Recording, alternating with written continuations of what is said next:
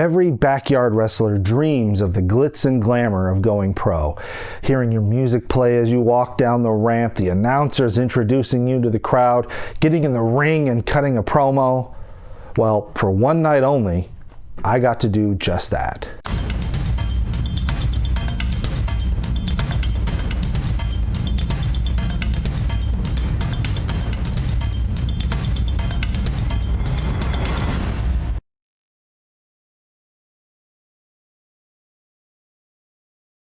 It wasn't until 2003 when I finally went to my first indie show. One of our local feds, Pro Wrestling Iron, were putting on a show at Pinole Valley High, which was like 10 minutes from my house, so me and my backyard wrestling friends decided to go check it out. We had a blast, and Iron quickly became one of our favorite indies, and we tried to go to as many shows as possible. Iron was run by Michael Modest and Donovan Morgan, who were legends in their own right. Modest appeared in the film Beyond the Mat, and Morgan was featured in the King of Indies tournament. They also frequently made appearances for Pro Wrestling Noah in Japan. Iron was awesome. The product was very similar to Ring of Honor, which we were big on at the time. They also would put on free shows at their wrestling school in Hayward with their students, and for a bunch of teenagers with no jobs, we made sure to catch them every time we could.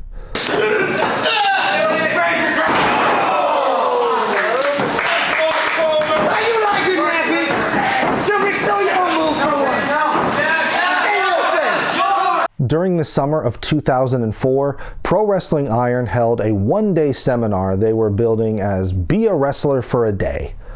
For $50, you got to get in the ring with Spike Dudley, who was the WWE Cruiserweight Champion at the time, listen to him give a lecture about the wrestling business, and have him show you the collar and elbow tie-up as well as teach you how to do a somersault bump.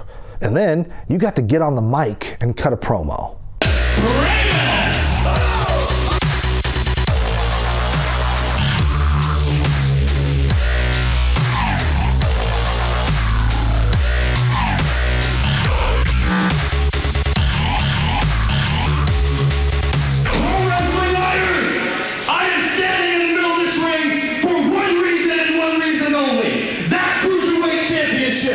Spike Dudley, if you dare step in this ring with me, I guarantee you, I will leave the flesh hanging from your bones. I will wash away my sorrow in your blood.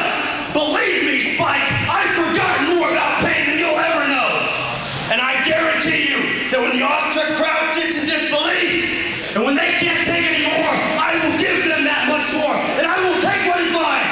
I will take that Cruiserweight Championship.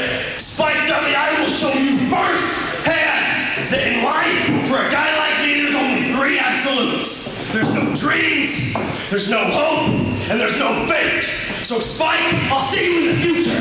No job.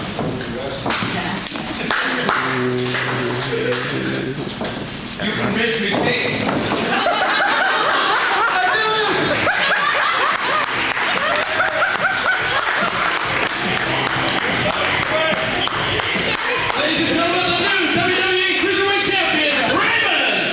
After the event, Donovan Morgan pulled me into his office, praised me for my promo abilities, and offered me a discount on tuition to the Pro Wrestling Iron Tetsu Academy. I was already planning on going to Iron's wrestling school the following year when I turned 18, so this was a major confidence boost for me. Unfortunately, Iron closed down the following year, so I was never able to actually train there.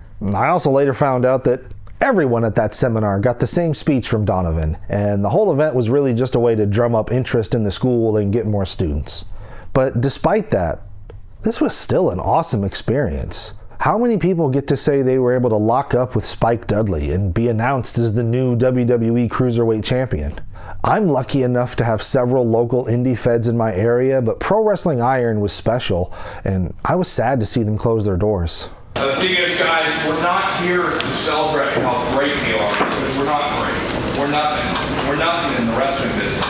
In fact, even I am nothing in the wrestling business. I'm not Hulk Hogan. I'm not Edge, Christian. I am not any of those guys. You're Donovan Morgan! Yeah!